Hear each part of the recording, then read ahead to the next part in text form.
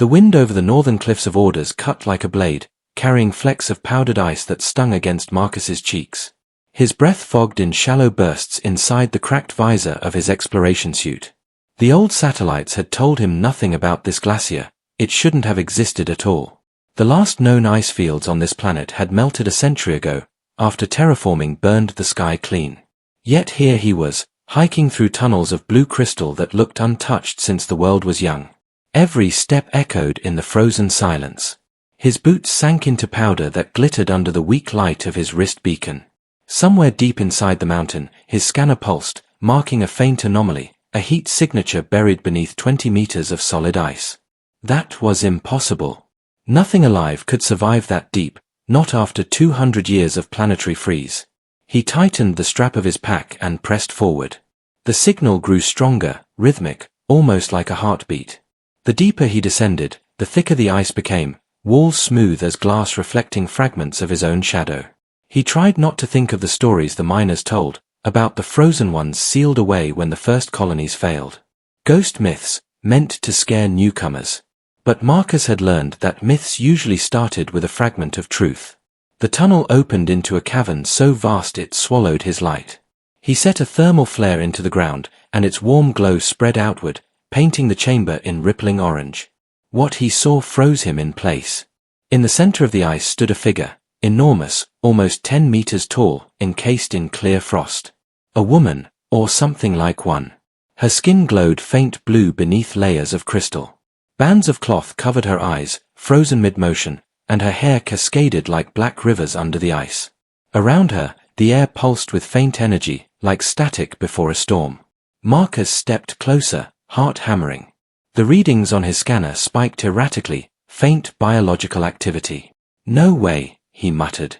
His gloved hand brushed the surface, and the ice vibrated faintly, responding to his touch. A faint whisper, barely audible, rippled through his helmet comm. He spun around, scanning for an external signal, but there was nothing, only the sound of his own pulse. Then the whisper came again, clearer this time, though it wasn't from his comm. It came from the ice itself. "Please," the voice was faint, brittle with centuries of silence. "Help me." Marcus stumbled backward, nearly losing his footing. He'd heard voices in wind tunnels before, echoes of his own breathing, but this was different. The tone was desperate, alive. He looked at the frozen figure again, and in the dim orange light, he could swear her fingers twitched. "You're not real," he whispered. The voice replied, trembling, "Do I still look human?" He froze completely, staring at her face behind the layers of frost. The cloth over her eyes was old, frayed, fused to her skin by ice. Beneath it, faint cracks of light pulsed, as if her eyes still burned beneath the bandages. "If this is some kind of dream, I'd like to wake up now," he muttered, but his body refused to move. Against every instinct, he placed his palm against the ice again. The warmth from his suit's heating unit spread into the crystal, and the vibrations grew stronger, resonating like the hum of a living engine. The cavern walls began to tremble, fine cracks spreading outward like veins. The flare flickered as though the light itself were afraid. "What are you?" he asked quietly. The answer came like a sigh. Once, human. Now, waiting. The ice around her face fractured with a sound like breaking glass. Marcus stumbled back as shards fell, revealing her mouth. Pale blue lips parted in a breath that carried mist. She exhaled for the first time in centuries. The sudden release of air created a wave of pressure that knocked him to the ground. His visor cracked completely, shards of frost slicing across his cheek. He tore the helmet off and gasped at the cold that bit deep into his lungs. The giantess took another slow breath, the ice around her melting in rapid pulses of blue light. Her skin shimmered with lines of silver under the thawing frost. When she finally spoke again, her voice was louder, filled with pain and awe. "The sun still burns." He nodded dumbly. "Yeah. You've been under for a long time." She tilted her head slightly, though her blindfold never shifted. "How long?" "At least 2 centuries, maybe more." The air filled with a low hum, almost mournful. "Then everything I knew is dust." He hesitated. "What were you?" Her smile was faint, brittle.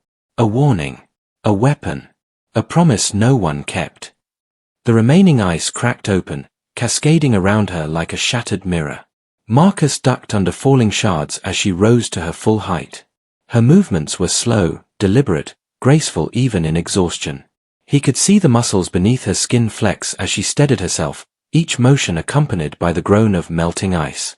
When she knelt, the cavern floor shook gently. She was enormous, her face alone nearly level with his entire body.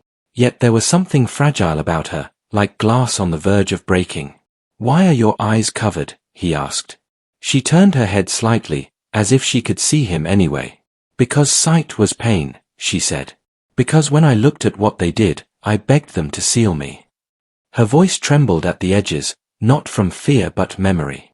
"The war ended with fire, and I was meant to wake when the world healed." "It didn't," Marcus said quietly. "It just changed." Steam curled from her skin as the last of the ice melted away, revealing strange markings carved along her arms, symbols that pulsed faintly in rhythm with her heartbeat. She touched one of them lightly, frowning. "They thought they were saving me. They didn't know the ice listens." "Listens?" he asked. "Everything here listens," she said, her voice suddenly distant. "It remembers the screams, the storms, the silence after." She looked down at him again. "You shouldn't have found me, human." "Wasn't exactly planning on it," he said dryly. "Signal led me here." "Signal?" she repeated, confused. He held up his scanner, which flickered erratically. "It started transmitting from this site 2 days ago." She tilted her head. "Then the planet called you." He frowned. "The planet?" "It remembers me," she whispered. "And now it remembers you." Marcus didn't understand what she meant, but the ground trembled beneath them again, deeper this time. The walls groaned as if the glacier were waking up too. "We need to get out of here," he said. "Can you move?" She gave a faint, almost amused smile. "I can try." He led her through the collapsing tunnel, using the path his flares had marked. Every few steps, he glanced back to see her crawling behind him, each movement shattering decades of frozen history. The ice around her glowed with unnatural light, refracting through the tunnel like stars. When they finally reached the open air, the light of the pale sun struck her skin, and she froze mid-step. "It's warm," she whispered. "I can feel it." "Yeah," he said, panting. "Welcome back." She tilted her head toward the horizon. "Where is everyone?" "Gone," he said simply. "Cities fell. Oceans boiled. We're all that's left." Her expression shifted, grief, anger, and something like relief all tangled together. "Then I woke too late." The storm that had followed him down the mountains was breaking apart now, the sky a swirl of pale gold and grey. She stood still for a long time, letting the wind tear through her dark hair. Marcus wrapped his jacket tighter and looked up at her. "What's your name?" She hesitated before answering. "I was called Lyra." "Lyra," he repeated softly. "I'm Marcus." "Marcus," she said slowly, as if tasting the word. "You sound like someone who remembers." "That's because there's no one left to forget," he said. She smiled faintly. "Then you'll understand this. Memory hurts more than death." He looked at her, snow melting around her massive feet, steam rising into the cold air. "Maybe," he said. "But it's the only thing that builds again." For the first time, she laughed, a low, broken sound that echoed through the mountains. "Then perhaps I was found by the right kind of fool." The thawed air hung thick with mist, rising from the glacier's surface like breath from a sleeping beast. Marcus walked beside Lyra through the frozen valley, the snow crunching beneath his boots, her enormous steps echoing softly like distant thunder. He'd stopped feeling afraid somewhere along the climb. Maybe it was shock or exhaustion, or the quiet understanding that nothing about this world made sense anymore. She moved with strange grace despite her size, her blindfold fluttering in the wind, her blue skin glistening under the pale sun. Occasionally she tilted her head, as though listening to something buried beneath the earth. "The ice hums," she murmured. "It still remembers me." Marcus glanced up at her. "You keep saying that, remembers what?" "The promise," she said simply. "The one I made before they froze me." "And what was that?" She hesitated, her voice barely audible. That if the world ever burned, I'd help it heal. They stopped near the remains of an old outpost, metal husks half buried in snow, a relic from the first wave of colonists. Marcus pried open a rusted hatch and climbed inside. The interior reeked of dust and frozen oil. He powered up his wrist lamp, casting a faint beam across faded consoles and shattered glass. Lyra crouched outside, peering through the hole, her massive frame barely fitting against the ridge. "This was your nest?" she asked. "Sort of," he said. "Used to be a research station. I've been using it for shelter." He rummaged through a pile of equipment, pulling out a portable heater and 2 canisters of fuel. "You can't fit inside, but I can rig something out here." "You care for strangers," she said softly. "That's rare. Guess I'm just old-fashioned." "No," she said. "You're human." The way she said it, not as a description, but a declaration, made him pause. When the heater flared to life, its orange glow washed across her face. For the first time, he saw how delicate her features were beneath the frost, the faint traces of freckles, the subtle curve of lips that once belonged to someone mortal. "You said you were a weapon," he said finally. "Who made you?" Her head tilted upward toward the mountains. "They called themselves the architects," she said. "Humans who thought the stars could be tamed. They built me from their own image but made me larger, stronger, able to withstand the elements that destroyed them." "An experiment," Marcus murmured. "A hope," she corrected. "They wanted guardians, not gods. But when the wars came, guardians became soldiers." Her voice grew heavier. "I tried to stop them. I begged them to stop fighting. They sealed my eyes so I couldn't see their end." "And they froze you?" "Yes. Because even they feared what I might remember." Marcus sat silently, the wind howling faintly outside the ruined hatch. "So now what?" he asked after a while. "You're awake, the world's gone, and there's just me. What do you want to do?" Lyra turned her head toward his voice, her blindfold shifting slightly as if her hidden eyes searched for him. "I want to know what I've become," she said. "You said I look human. But do I feel human?" He frowned. "You feel alive. That's what matters." "Alive," she repeated softly, tasting the word. I'd forgotten how that sounded. She reached out slowly, her hand hovering above the snow until her fingertip brushed the metal railing near him. The temperature spiked immediately, frost evaporating into mist. "You're warm," she whispered. "It's been so long since warmth didn't hurt." He looked at the steam curling from her skin. "Maybe you just need time to thaw." That night, Marcus built a fire at the mouth of the outpost while Lyra sat outside, her silhouette enormous against the aurora flickering across the sky. She hummed softly, a low vibration that resonated through the snow like an ancient song. "What's that?" he asked. "A lullaby," she said. "We sang it to calm storms once." "You sang to the weather." "Everything listens if you speak the right way." He chuckled quietly. "Wish I'd known that back home. Could have told the debt collectors to stop calling." She didn't laugh, not at first. But then, a sound escaped her that was somewhere between a gasp and a giggle. "You make light of the end," she said. "That's what humans do," he said. "If we didn't, we'd go mad." She turned her face toward him, and though her eyes were hidden, he could feel her gaze. "Then you must have gone mad 1,000 times to still smile." Morning came with red light breaking across the snowfields. Marcus woke to find Lyra kneeling nearby, tracing her fingers through the frost. Each line she drew glowed faintly, forming symbols he didn't recognize. "What are you doing?" he asked groggily. "Listening," she said. "The ground still speaks. The architects buried their machines deep under this world." He checked his scanner, faint readings pulsed far beneath them. "You're right. There's a reactor core about 2 kilometers down." She nodded slowly. "That's what called you here. It's waking because I am." "That's not good," he said. "If the core's destabilized, it could trigger a meltdown." "Or rebirth," she said. "Energy always chooses a side." He frowned. "And if it chooses wrong?" She smiled faintly. "Then we remind it why it exists." They began their descent toward the lower ice tunnels, guided by faint light from the fissures. Lyra's strength made the journey possible. She cleared debris with her bare hands, creating passages wide enough for him to walk through safely. "You're not afraid?" she asked as she moved another boulder aside. "Of you," he said. "A little. But mostly I'm curious."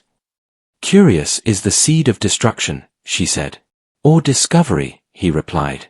She seemed to consider that, her voice quieter when she spoke again. "The last man who said that to me started a war. I'll try not to." "Good," she said. "I'd rather not bury another friend." The word lingered between them, heavy with meaning.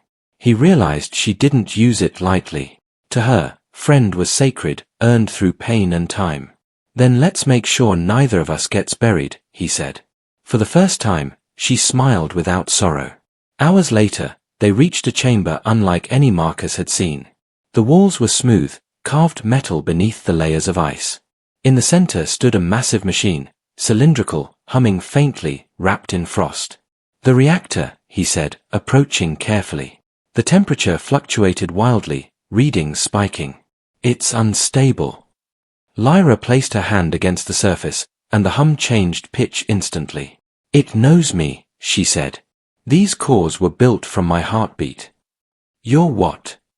"The architects used biological resonance. They linked the reactors to our physiology. When I was sealed, the cores went dormant. And now that you're awake, it's coming back online," he said, realization dawning. "Exactly," she said. "But it's confused. It doesn't recognize what I've become." He looked at her, sweat freezing on his brow. "Then we stabilize it before it decides to fry us both." He guided her through the process, explaining what to adjust while he recalibrated power lines from the console. Her hands, impossibly precise despite their size, moved across the reactor like a surgeon's.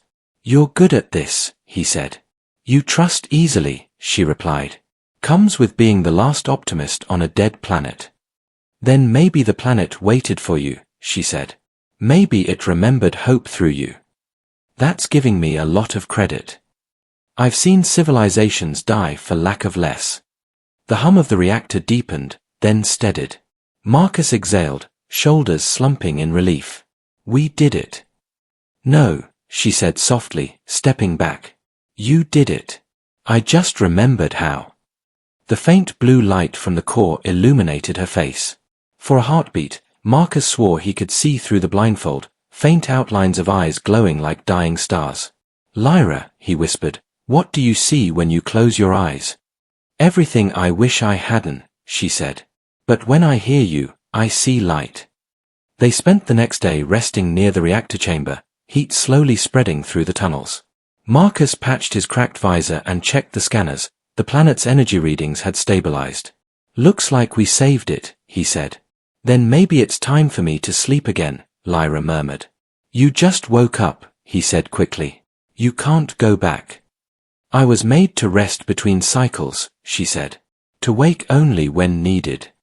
He stared at her, realizing the weight of her loneliness. "What if this time, you didn't have to?" She tilted her head, intrigued. "You'd keep me awake. Someone has to tell you when your lullabies go off-key." Her laughter, soft and low, filled the air. "Then stay close, Marcus of the Thor. The world might need you more than it ever needed me." He smiled. "We'll find out together." She nodded once. "Together," she said, and for the first time since waking, the word didn't sound fragile. The winds above the glacier howled again that night, carrying faint echoes that twisted through the tunnels like distant music. Marcus sat near the reactor chamber, repairing a torn section of his oxygen line with frozen fingers. His breath formed short clouds that scattered in the heat shimmer rising from Lyra's presence. She rested nearby, her massive frame folded into a corner of the ice cavern, head bowed as if in prayer. The blindfold she wore had thawed slightly, revealing glimpses of faint light beneath, not eyes, but burning orbs flickering like stars behind clouded glass. Every so often, she would speak softly, almost to herself, in a language he didn't recognize. It rolled like thunder and whisper combined. "What are you saying?" he asked finally. "Names," she murmured. "Of the ones I failed to protect.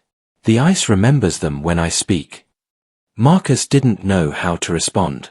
Instead, he checked the scanner again, The readings around the reactor had stabilized, but something deeper beneath the crust emitted intermittent bursts of radiation. Another core, he muttered. No, Lyra said before he could ask. That's the heart. The what now? When they made this world, they buried a living machine beneath it, a heart that controlled the balance of temperature, gravity, even thought. I was its guardian. She looked toward the fissures trembling faintly in the ice. It's waking too soon. You're saying the planet itself is alive. Alive enough to dream, she said. And when it dreams wrong, it dies. Marcus exhaled sharply. So we fix it. Like we did the reactor. The heart doesn't obey tools, she said. It listens only to memory. He frowned. Then we'll teach it yours. At dawn, they began their descent into the lower crust. Lyra led the way, her hands glowing faintly as she touched the walls. The ice responded to her like a living organism, shifting to open passages that had been sealed for centuries. Marcus followed cautiously, every echo amplified by the hollow vastness below. The temperature climbed the deeper they went, until condensation dripped down the walls like sweat. We're close, she said. The tunnel opened into a massive hollow chamber filled with light, not from fire, but from veins of molten blue running through crystalline rock. In the center hung a sphere, suspended in midair by invisible forces, pulsing like a beating heart. Its rhythm was slow but steady, each throb sending tremors through the ground. Marcus stared in awe. That's it, he whispered. The planet's core. No, Lyra said softly. It's memory. She stepped forward, every motion deliberate.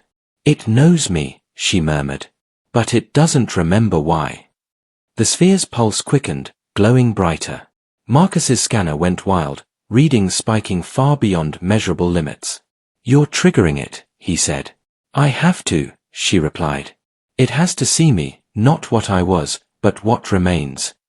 Energy arced from the heart toward her body, tendrils of blue light wrapping around her like vines. She winced, pain flickering across her face. Stop! Marcus shouted. It's burning you. It's remembering, she gasped. The chamber shook violently, shards of ice raining from the ceiling. He lunged toward the console embedded in the wall, trying to reroute the energy flow. Come on, he muttered. Sparks exploded as he crossed two conduits. The light dimmed slightly. Lyra collapsed to one knee, the glow fading from her skin. You interfered, she said weakly. You're welcome, he said, panting. You'd have fried yourself. Her laughter was faint but real. You act without fear. That's not bravery, he said. It's habit. Humans never learn, she murmured, smiling faintly. That's why they always survive. He helped her to her feet, or rather, her hand, which was large enough for him to stand on. Her pulse radiated warmth through his suit. If the heart is this unstable, he said, then it's going to collapse the crust in a few days. We'll have to stabilize it permanently. You can't fix what doesn't wish to be fixed, she said. Then convince it. Her head turned slightly, blindfold glinting. You think I can reason with a planet? You already woke it, he said. Maybe it's listening. She smiled softly. Then I will try. She raised her voice, the air trembling with sound. The language she spoke wasn't human, it resonated through bone and machine alike. The sphere pulsed in response, slower now, almost calm. Marcus stared as the lights above dimmed into a steady heartbeat again. You did it, he breathed. No, she said. We reminded it that it once belonged to something worth remembering. For a moment, silence blanketed the chamber. Then, faintly, Marcus heard something new, voices, thousands of them, whispering through the walls. What is that? He whispered. Lyra's expression darkened. The architects, she said quietly. They're echoes. When they built the heart, they bound their consciousness to it. Every failure, every regret, it's all here. The whispers grew louder, turning into a chorus of half-formed words, betrayed, forsaken, forgotten. Marcus covered his ears, but the sound came from inside his skull. Lyra staggered, her hand clutching her temple. They're angry, she said. They think I abandoned them. Tell them the truth, he shouted. Tell them you tried. She knelt, pressing both hands to the ground, her voice breaking through the cacophony. I didn't leave you. You sealed me. I waited. The voices screamed once, then fell silent. The chamber's light dimmed to a soft pulse. They heard, she whispered, tears freezing on her cheeks. They forgave. When they emerged from the tunnels, the glacier sky was alive with auroras stretching from horizon to horizon. Marcus had seen auroras before, but never like this, colors rippling in synchrony with the planet's heartbeat. You did it, he said again, grinning. Lyra looked exhausted but peaceful. No, she said softly. You did. The world listens to the smallest voices. He laughed. Guess humans are good for something after all. For everything, she said, turning toward him. We remembered because of you. They stood together in silence, the wind calm for the first time in centuries. He looked up at her and said quietly, So, now what? She tilted her head, considering. Now we find out what survived. They spent the following days traveling south toward the ruins of the old colonies. The terrain changed subtly, ice giving way to tundra, tundra to cracked stone. The warmth spreading from the reactor and the heart had begun melting the planet's surface. Streams of water ran through the valleys where glacier once stood. It's alive again, Marcus said, wonder in his voice. Not yet, Lyra replied. Life takes patience. I've got nothing but time. Then perhaps, she said, you'll teach me what waiting feels like. He smiled at that, though a thought lingered in the back of his mind, that every miracle demanded a price. For now, though, he walked beside her shadow, and for the first time since the collapse, he didn't feel alone. One evening, as they camped under a pale red sky, Lyra sat quietly, fingers tracing the bandages over her eyes. Marcus, she said, if you could see me, truly see me, what would I look like? He hesitated, staring into the firelight. Human, he said finally. Not because of your shape, but because of the way you care. She smiled faintly. Then maybe I am. You always were, he said. She leaned closer, lowering her voice. Then tell me, if I remove these bindings, what will you do? Probably regret not bringing sunglasses, he said with a grin. Her laughter was soft, warm. Always the fool. Slowly, she began to unwind the frozen cloth. Light seeped through the cracks, soft at first, then brighter, until the world around them shimmered. When the last piece fell away, her eyes opened, twin orbs of liquid silver, reflecting everything and nothing. The firelight bent toward her as if drawn by gravity. You asked if you still looked human, he said quietly. You don't. You look alive. The light from Lyra's uncovered eyes lingered in the air long after the bandages fell. It wasn't harsh or blinding, it was alive, bending and refracting across the frozen plain like the northern dawn. Marcus shielded his face out of instinct, but curiosity soon replaced fear. Her gaze was radiant and sorrowful all at once, silver irises swirling with faint patterns that looked like galaxies caught in water. She blinked slowly, as though learning to see again. The glow dimmed to a softer hue. It doesn't hurt anymore, she whispered. For the first time, I can look without breaking. He lowered his hand. So you were never blind, he said. No, she answered, voice trembling with awe. Just afraid of what I'd see. The air between them shimmered with heat though the wind was freezing. And now, he asked. She smiled faintly. Now I see you.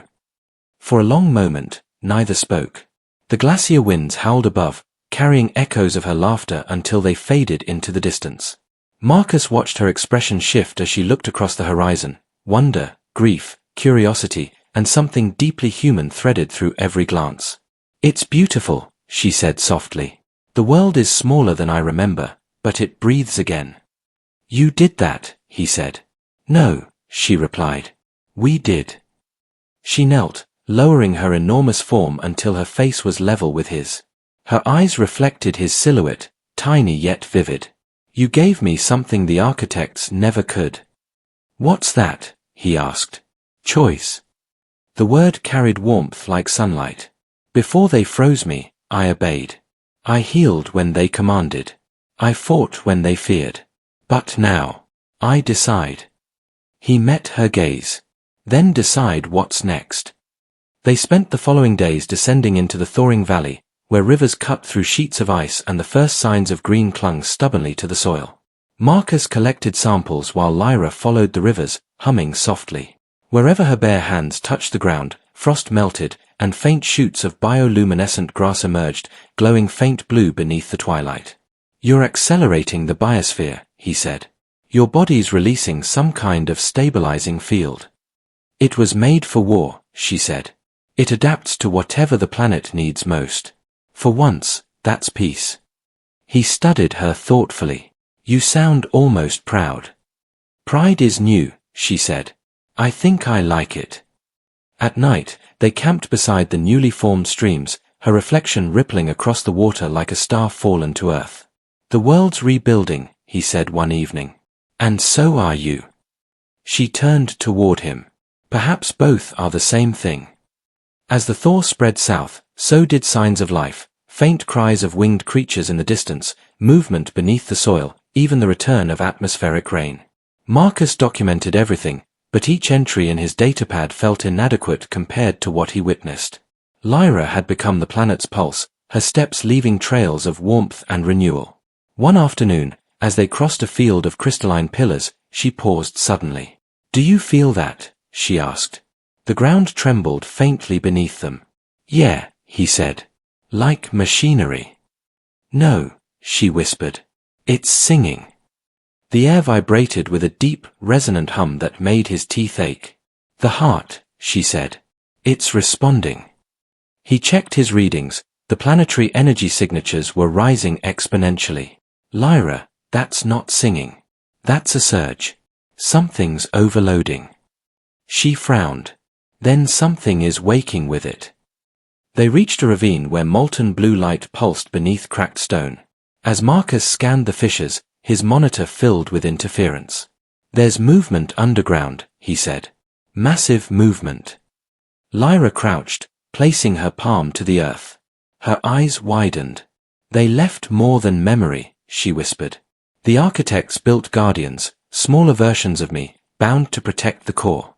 They must have awakened too." The ground split open as a towering construct emerged, its form angular and metallic, glowing with the same light that pulsed from Lyra's veins. It turned its head slowly toward them. Identification required, it boomed in a voice that rattled the cliffs. "Subject, Lyra, unauthorized reactivation detected." "Oh, wonderful," Marcus muttered. "They gave your cousins bad attitudes." Lyra rose to her full height, voice steady. "I am not your enemy," she called out. The construct's reply was cold. "Deviation from original protocol detected. Directive, containment." Energy surged as the machine lunged, its limbs unfolding like blades. Lyra intercepted the strike, the impact sending shockwaves through the valley. "Run!" she shouted. Marcus dived behind a boulder as shards of ice exploded around him. The battle was both brutal and graceful, each blow of her hands met with searing light and metallic roar. "You can't destroy it," he shouted over the chaos. "It's part of me," she yelled. "If I kill it, I kill my own core." "Then what's the plan?" "Remind it who we are."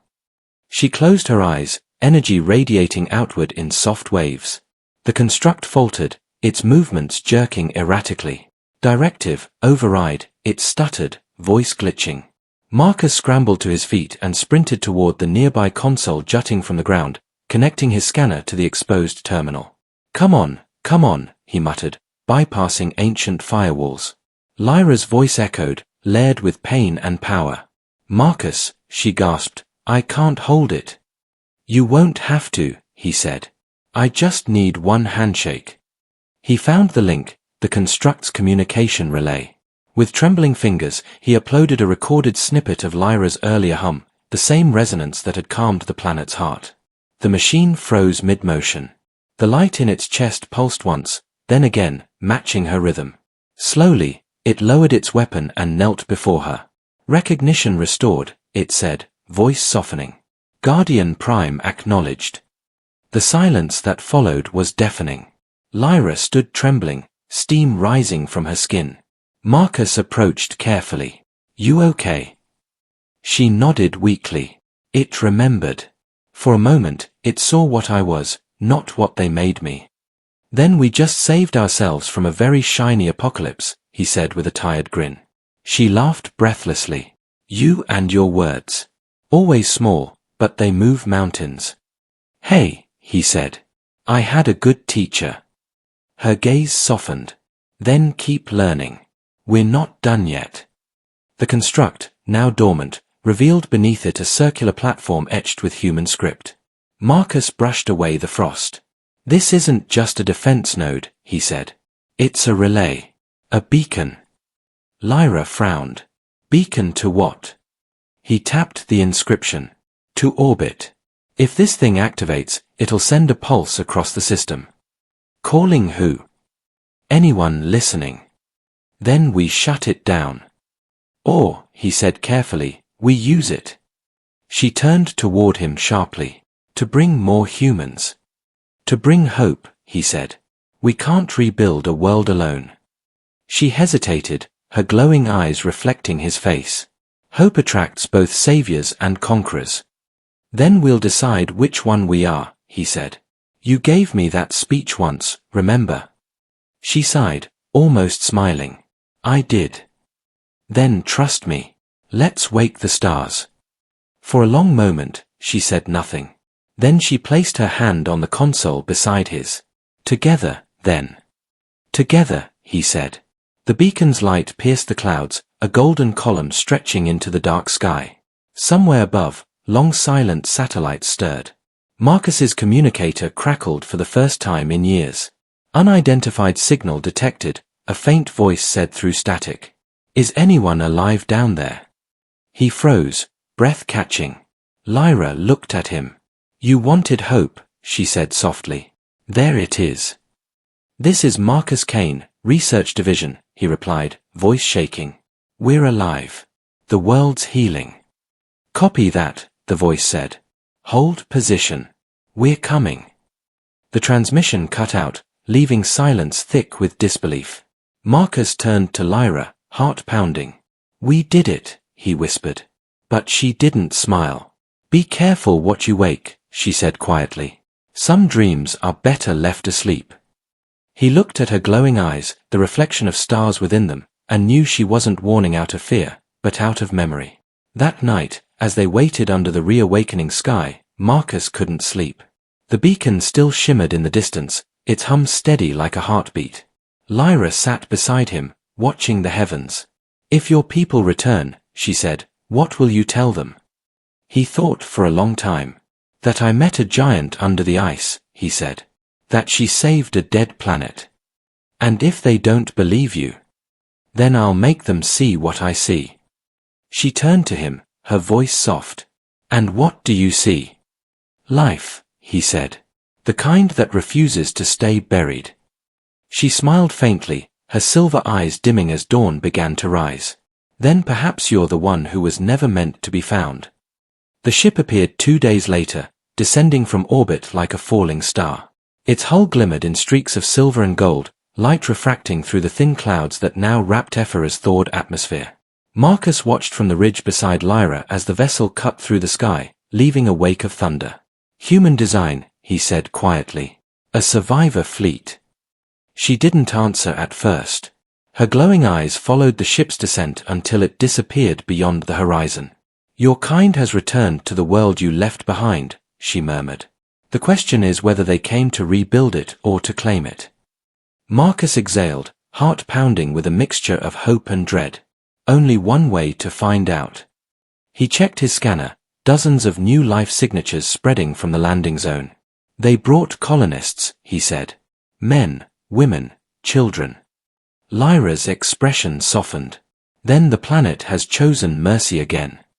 They traveled through the thawing valleys, following the beacon's light as it pulsed steadily above the mountains. The air was warmer now, carrying the scent of wet soil and new vegetation. Streams flowed where once only dust had remained. It's strange, Marcus said as they walked. All this was dead a month ago. Now it's breathing again. The heart remembers, Lyra said. It just needed someone to listen. You mean you, he corrected. She smiled faintly. We are the same story written in different alphabets. You've got away with words for someone who didn't talk for 200 years. I had time to think. And to practice humility, he teased. She laughed, a soft, resonant sound that made the earth tremble slightly beneath her. No, she said. That part I'm still learning. By the time they reached the landing site, dusk had fallen. The human fleet had already established a perimeter, lights, scanners, tents, and makeshift turrets gleaming in the fading glow. Marcus raised his hand as he approached. Don't shoot, he called. Soldiers turned, weapons half-raised, then froze as Lyra's shadow loomed behind him. Gasps rippled through the camp. The commander, a woman with silver streaks in her dark hair, stepped forward cautiously. Identify yourself, she said. Marcus Kane, he replied. Terraforming Corps. I've been stationed here for, he hesitated. A while. Her gaze flicked toward Lyra. And that? That's Lyra, he said. She's the reason you're standing on a world that isn't frozen solid. Murmurs spread through the crowd. She's enormous, one soldier whispered. Lyra tilted her head slightly, her voice calm. I was made to protect, not to frighten. You've nothing to fear from me, unless you start another war. The commander lowered her weapon slowly. We received your transmission, she said. We thought it was automated. No, Marcus said. That was me, and her. He glanced at Lyra. She's the last of the architect's creations. Without her, this planet would still be dead. The commander's eyes narrowed. The architects. That's pre-fall mythology. Myth doesn't bleed, Marcus replied. And it doesn't wake up under 20 meters of ice. The commander studied Lyra for a long moment, then sighed. You'd better come inside. They gathered in a field tent large enough for 20 men but barely tall enough for Lyra to crouch outside. Maps flickered on holoscreens, showing atmospheric data that confirmed what Marcus already knew. Ephora was healing. Your readings are impossible, the commander said, pointing to the projections. Global temperature normalization, air composition reversal, this shouldn't happen naturally. It didn't, Marcus said. It listened. When they stepped outside again, the camp had gone quiet. The settlers had gathered at the edge of the firelight, watching Lyra in silent awe. She stood still, her eyes reflecting the flames like silver mirrors. One child, no older than 6, stepped forward clutching a glowing fragment of ice. Are you a god? She asked softly. Lyra knelt until her face was level with the girl. No, she said. I am what happens when people forget to stop fighting. The child's eyes widened. But you made the flowers come back. No, Lyra said gently. The planet did. I just reminded it how. The girl smiled, dropped the ice shard into the dirt, and ran back to her mother. For a brief moment, Marcus saw something flicker across Lyra's face, not sorrow this time, but peace. They see you, he said. Not as a weapon, but as a promise. She nodded slowly. Maybe that's what being human means, being seen, and choosing what you do with it. That night, the settlers built fires across the valley, their flames mirrored by the auroras above. Marcus sat beside Lyra, watching the light ripple across her skin. They'll need guidance, he said. Farms, infrastructure, atmosphere systems, everything. You'll teach them, she said.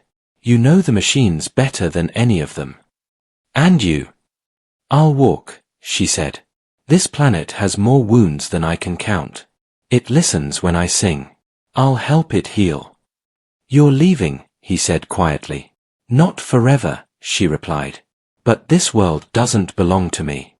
It never did. I was its guardian once, now it needs something smaller, more stubborn. He smiled faintly. Humans. Yes, she said softly. You'll ruin it again, of course. But you'll fix it, too. That's what you do. He looked down at the firelight flickering in his hands. What if we don't? Then I'll come back, she said with a quiet laugh. And scold you properly this time. Dawn came with rain, real rain, soft and steady, soaking the soil until the scent of earth filled the air. The settlers stepped outside their shelters, some crying openly as they tilted their faces toward the sky. Lyra stood in the distance, her immense figure bathed in light. Each droplet that touched her skin turned to steam, shimmering like fireflies before vanishing. Marcus approached her slowly. "It's time," he asked. She nodded. "The heart calls me back. I am part of its balance now. If I stay too long, it will stop listening." He swallowed hard. "You'll be alone again." "Not alone," she said. "Just quiet. I could go with you." She smiled sadly. "No, Marcus. You belong here. With them." He shook his head. "You're wrong." "Then prove it," she said softly. "Build something that lasts." The words settled in his chest like gravity. "You'll see it." "I'll feel it," she said. "Through every root, every drop, every heartbeat." She turned toward the horizon, her body glowing brighter as the light of the new sun rose. The ground beneath her feet pulsed faintly, the same rhythm as the planet's core. "You changed me," she said without turning. "You made me remember what it means to hope." "And you changed me," he said. "You made me remember what it means to care." She looked back once, her eyes silver fire against the dawn. "Then we both remembered what it means to be human." With that, her form began to dissolve, not vanish, but merge. Her body turned translucent, streaks of energy rising from her skin like mist. The ground trembled softly as her essence flowed into the soil and air, spreading across the valley in waves of light. The settlers gasped as the plants around them bloomed instantly, their leaves shimmering with faint luminescence. Within moments, the light faded, leaving behind silence and sunrise. Marcus stood alone where she had been, staring at the place where her footprints still steamed. The world felt different, heavier, alive. The wind carried a low hum, the same song she used to sing. He kneeled and placed his hand on the damp soil. "You're still here," he whispered. The ground pulsed faintly beneath his fingers, answering like a heartbeat. Years later, when cities rose again and the world's surface shimmered with green, people still spoke of the giant of ice who saved them. But Marcus never told them everything. He kept her name close, written in quiet spaces between stars on the maps he drew. When he grew old, he returned to the valley where it all began. The glacier was gone, replaced by forests of silver trees that glowed faintly at night. He sat beneath one of them, listening to the wind whisper through the leaves. "Lyra," he said softly. The trees answered with light. He died beneath that same tree, his datapad clutched in his hand, its final entry simple: she was right. Life always remembers. When the settlers found him, they buried him where he had fallen. And when rain fell again, it carried flecks of silver that made the earth glow faintly.